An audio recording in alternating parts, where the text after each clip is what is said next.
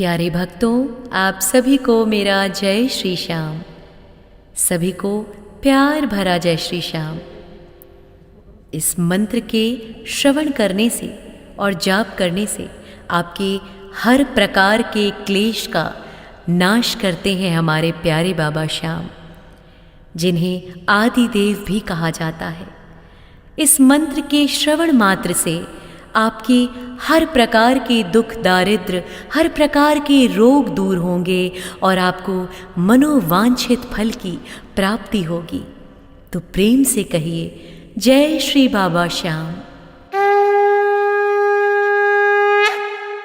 भक्तावन समर्थाय नमः, वाञ्छाकल्पद्रुमाय नमः, श्याम आदि देवाय नमः, सर्वक्लेशनाशाय नमः।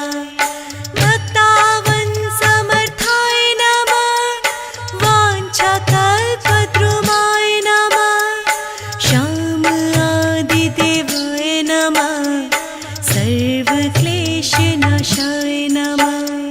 भक्तावन समर्थाय नमः, वाञ्छाकल्पद्रुमाय नमः, श्याम आदि देवाय नमः, सर्वक्लेशनाशाय नमः। भक्तावन समर्थाय नमः, वाञ्छाकल्पद्रुमाय नमः, श्याम आदि देवाय नमः, सर्वक्लेशनाशाय नमः। भक्तावन समर्थाय नमः, वाञ्छाकल्पद्रुमाय नमः, श्याम आदि देवाय नमः, सर्वक्लेशनाशाय नमः। भक्तावन समर्थाय नमः, वाञ्छाकल्पद्रुमाय नमः, श्याम आदि देवाय नमः, सर्वक्लेशनाशाय नमः। भक्तावन समर्थाय नमः, वाञ्छाकल्पद्रुमाय नमः, श्याम आदि देवाय नमः, सर्वक्लेशनाशाय नमः। भक्तावन समर्थाय नमः, वाञ्छाकल्पद्रुमाय नमः, श्याम आदि देवाय नमः, सर्वक्लेशनाशाय नमः। भक्तावन समर्थाय नमः, वाञ्छाकल्पद्रुमाय नमः, श्याम आदि देवाय नमः, सर्वक्लेशनाशाय नमः। भक्तावन समर्थाय नमः, वाञ्छाकल्पद्रुमाय नमः, श्याम आदि देवाय नमः, सर्वक्लेशनाशाय नमः। भक्तावन समर्थाय नमः, वाञ्छाकल्पद्रुमाय नमः, श्याम आदि देवाय नमः, सर्वक्लेशनाशाय नमः।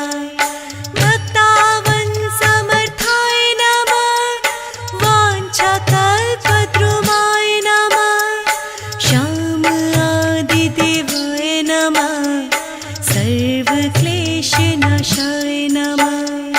भक्तावन समर्थाय नमः,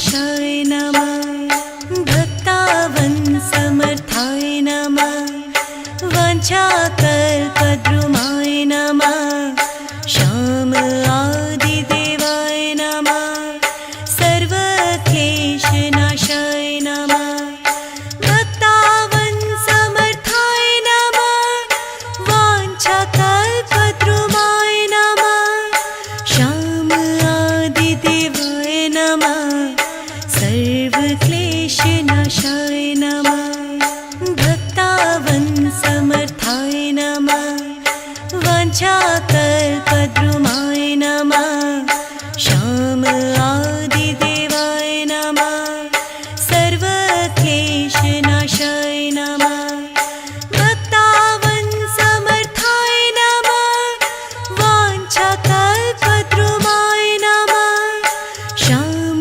आदिदेवाय नमः सर्वक्लेशनाशाय नमः भक्तावन्समर्थाय नमः वाञ्छाकल्पद्रुमाय नमः श्याम आदिदेवाय नमः सर्वक्लेशनाशाय नमः भक्तावन्समर्थाय नमः वाञ्छाकल्पद्रुमाय नमः श्याम आदिदेवाय नमः सर्वक्लेशनाशाय नमः भक्तावन्समर्थाय नमः वाञ्छाकल्पद्रुमाय नमः श्याम आदिदेवाय नमः सर्वक्लेशनाशाय नमः भक्तावन्समर्थाय नमः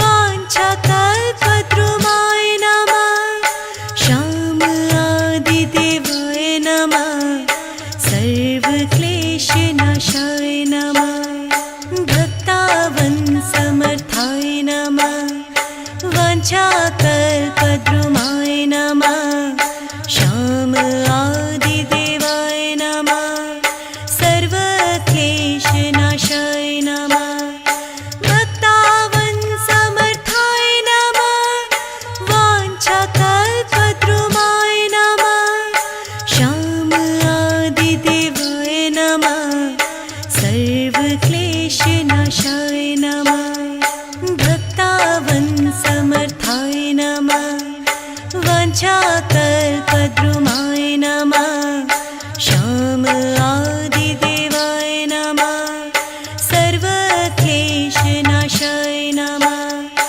भक्तावन्समर्थाय नमः वाञ्छाकल्पद्रुमाय नमः श्याम आदिदेवाय नमः सर्वक्लेशनाशाय नमः भक्तावन्समर्थाय नमः वाञ्छाकल्पद्रुमाय नमः श्याम आदिदेवाय नमः सर्वक्लेशनाशाय नमः भक्तावन्समर्थाय नमः वाञ्छाकल्पद्रुमाय नमः श्याम आदिदेवाय नमः सर्वक्लेशनाशाय नमः भक्तावन्समर्थाय नमः वाञ्छाकल्पद्रुमाय नमः श्याम आदिदेवाय नमः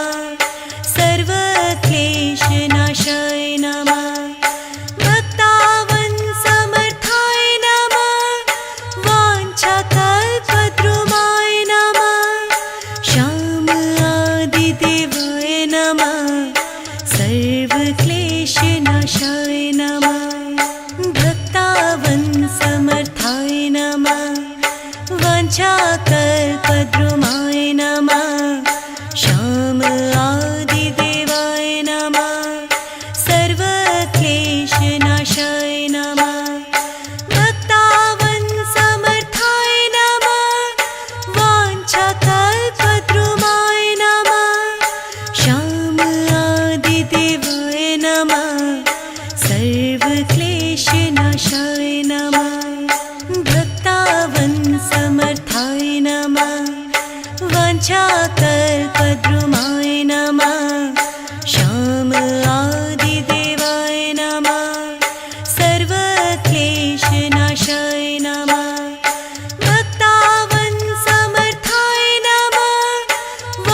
वाञ्छाकल्पद्रुमाय नमः श्याम आदिदेवाय नमः सर्वक्लेशनाशाय नमः भक्तावन्समर्थाय नमः वाञ्छाकल्पद्रुमाय नमः श्याम आदिदेवाय नमः सर्वक्लेशनाशाय नमः भक्तावन्समर्थाय नमः वाञ्छाकल्पद्रुमाय नमः श्याम आदिदेवाय नमः सर्वक्लेशनाशाय नमः भक्तावन्समर्थाय नमः वाञ्छाकल्पद्रुमाय नमः श्याम आदिदेवाय नमः सर्वक्लेशनाशाय नमः